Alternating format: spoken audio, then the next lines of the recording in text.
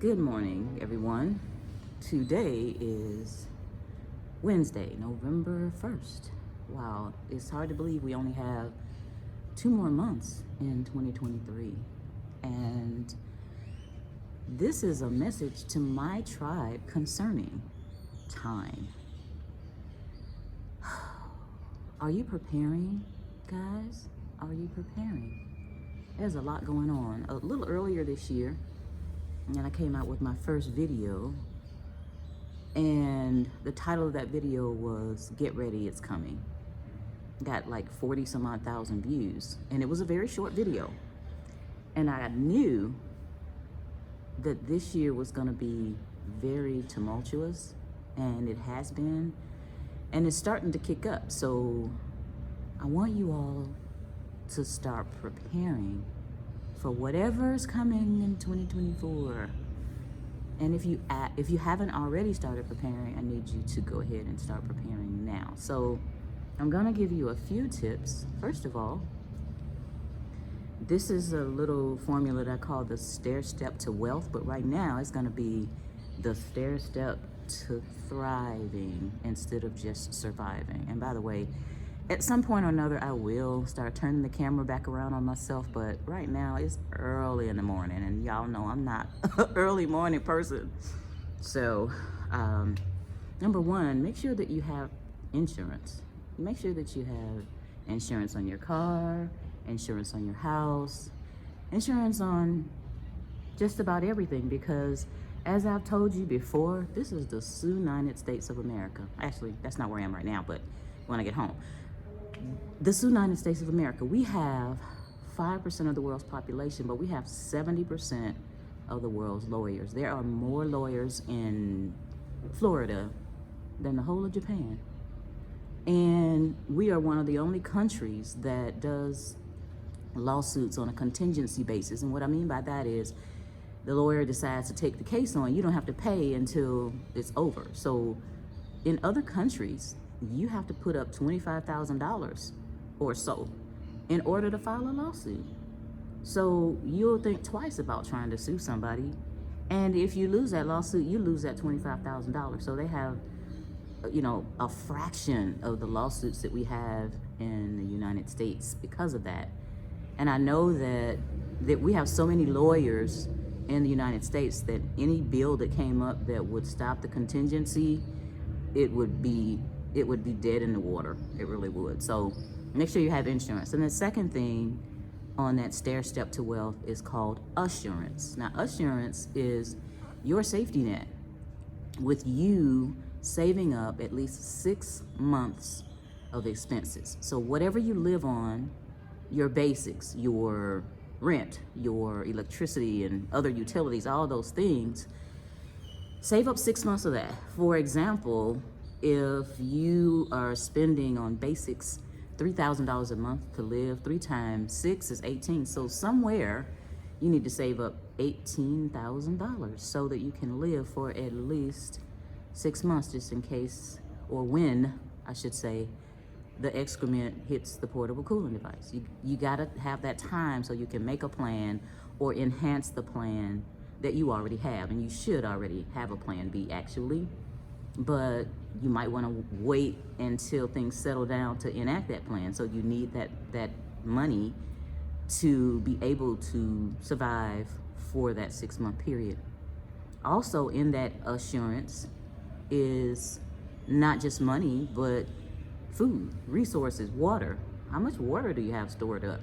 Have you been reading articles about how to store the water and how long the water will stay fresh or drinkable and those things? Have you been doing that as opposed to looking at the electronic income reducer? You know I don't like television, and I know that most of my tribe is on the same page because it's a distraction from what we should be doing. It's a distraction. So with that assurance, you have the money part saved up and you have food storage. How do you store food? What can you store other than canned food? How do you store it?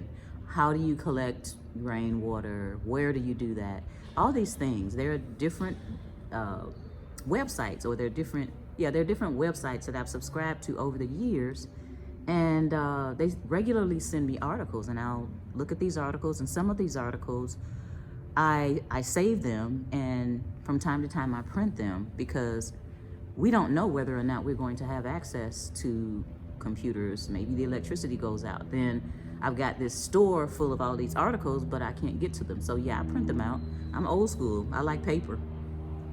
I don't even, when I'm at the airport and I see those people with their tickets on their phone, I'm like, no way, because what if you go to the bathroom and drop your phone in the toilet and all those things? You're gonna have to go through a whole lot to get that, what do you call it, Q code.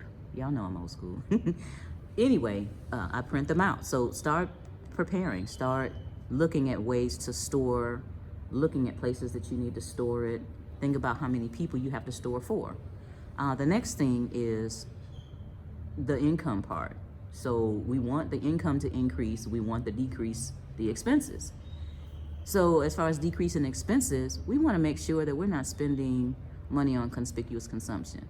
You shouldn't have 17 pair of gym shoes, with what you all call tennis shoes or sneakers, just because, you know, you want one for every color of all the clothes that you have. That's considered conspicuous consumption. Have the basics. Stop right now going to buy stuff to impress people, because people really don't care. People really don't care. I mean, they'll be jealous, but I definitely, you know, haven't had enough in my life of people being jealous. So get the basics. Make sure you have enough, or, you know, one or two of something that's going to last you. That's outside of the stuff you want to store up for in case of emergency. But buying clothes and all of that, you know, I don't go to malls very often. Sometimes I do have to go to the mall if I want to get somebody some special gift. But when I go to the mall, I see these people buying all this stuff, and it's like, really? It's like, why?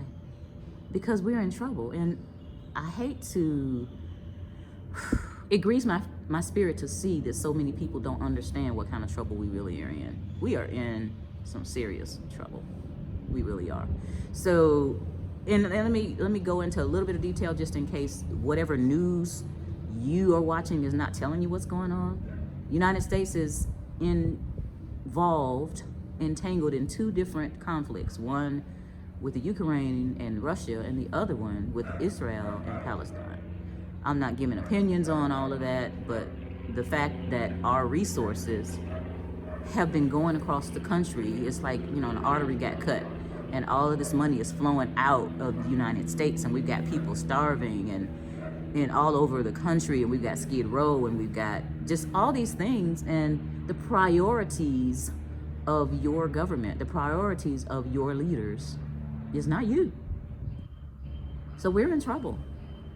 And for me to observe when I'm at home, people just going about as if nothing's wrong, it really grieves me. I don't know what they're saying. I don't know if they're looking at their local news. I don't know what the local news is saying. I stopped listening to the local news back when Donald Trump and Hillary Clinton were running for president. That's how long it's been since I've seen any local news.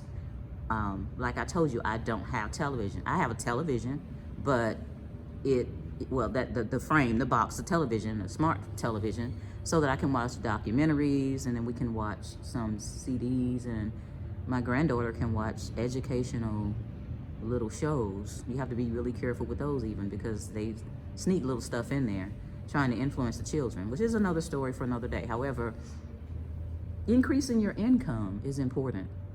I know you need time to rest, but I think we spend too much time in leisure.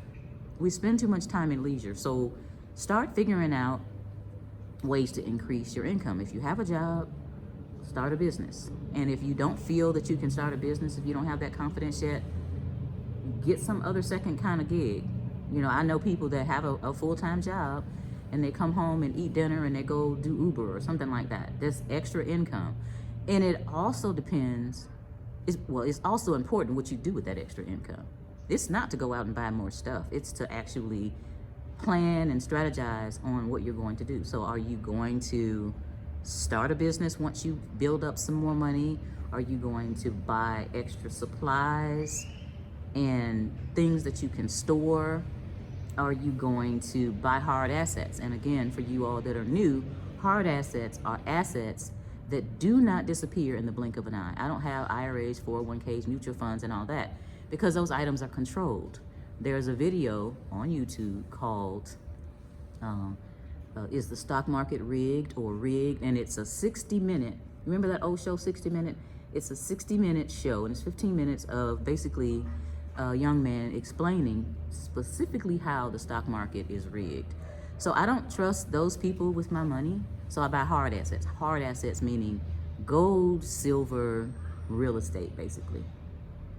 Hence why I'm here in Costa Rica. Anyway, go and do something with that money that's going to make more money. That's what people do that know what's going on. That's what wealthy people have always done. Wealthy people, they buy assets. An asset is something that's going to make money for you. A liability is taking money from you.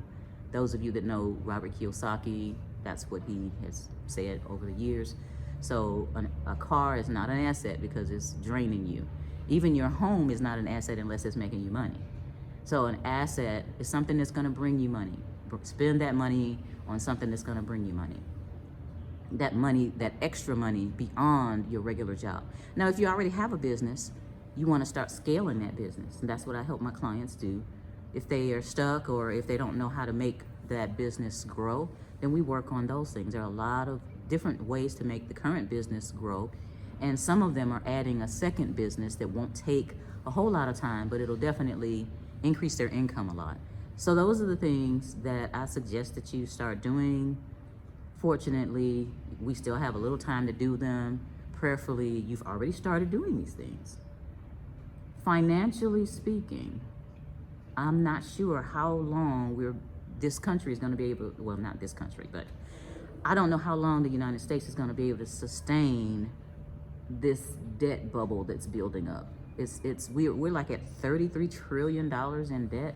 Go out online and key in debt clock, and you can see how fast that debt clock is moving.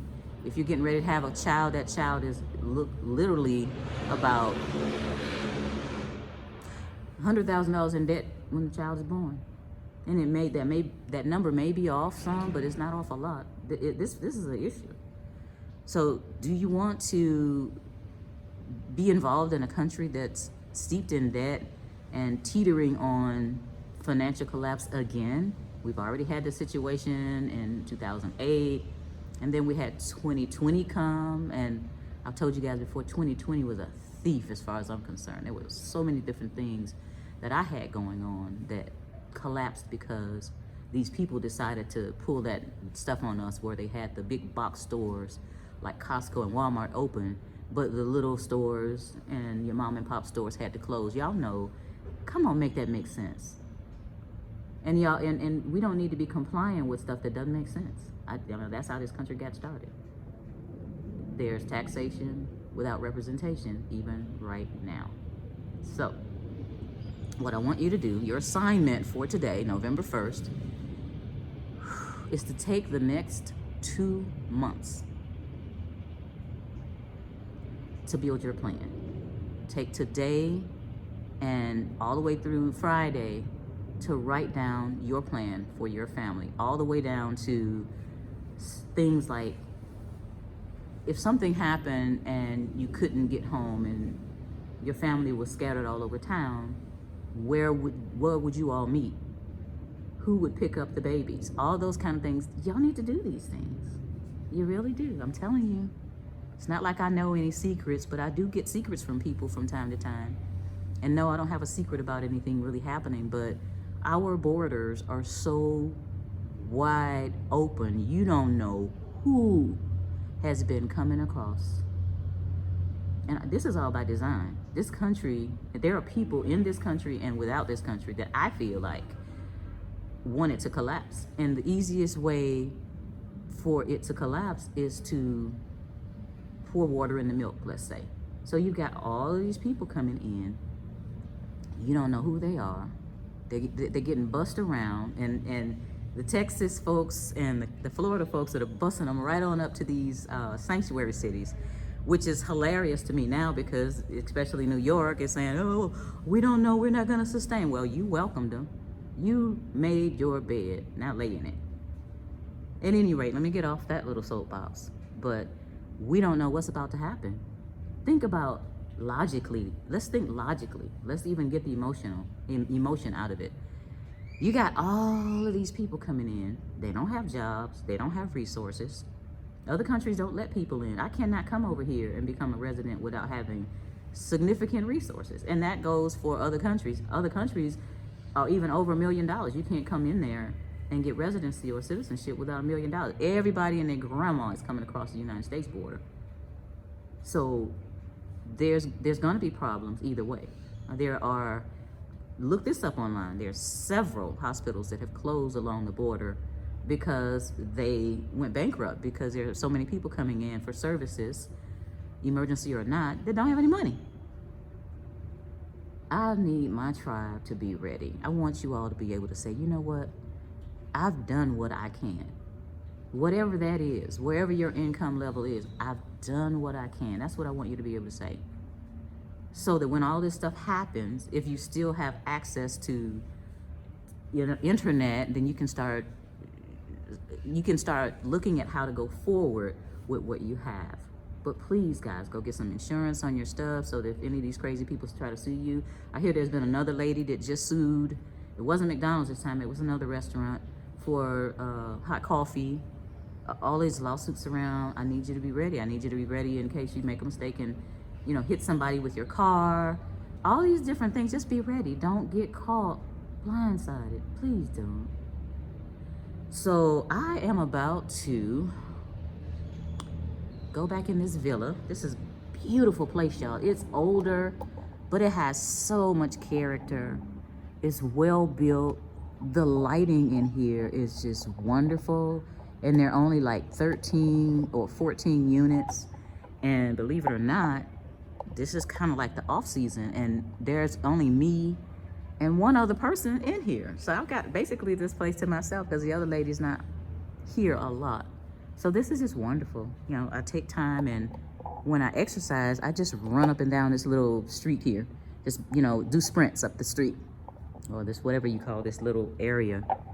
But I wish I could show you the inside, but I won't do that. Please leave your suggestions below, or tell me the ways that you are preparing for what's about to come, regardless of whether it starts soon or whether it starts in 2024. But I do have intel that 2024 is going to be, unfortunately, a really, really, really bad year for those of us that are in the States. If you decide to stay in the States, hopefully you're preparing your plan B, if you know what I mean. Go back and look at the series that I did on how to prepare your plan B without losing your mind. And I hope that you all have a great day. And the next 2 months, I'm praying that you all take advantage of the fact that you still have time to prepare. This is Sherry Peel Jackson, signing out.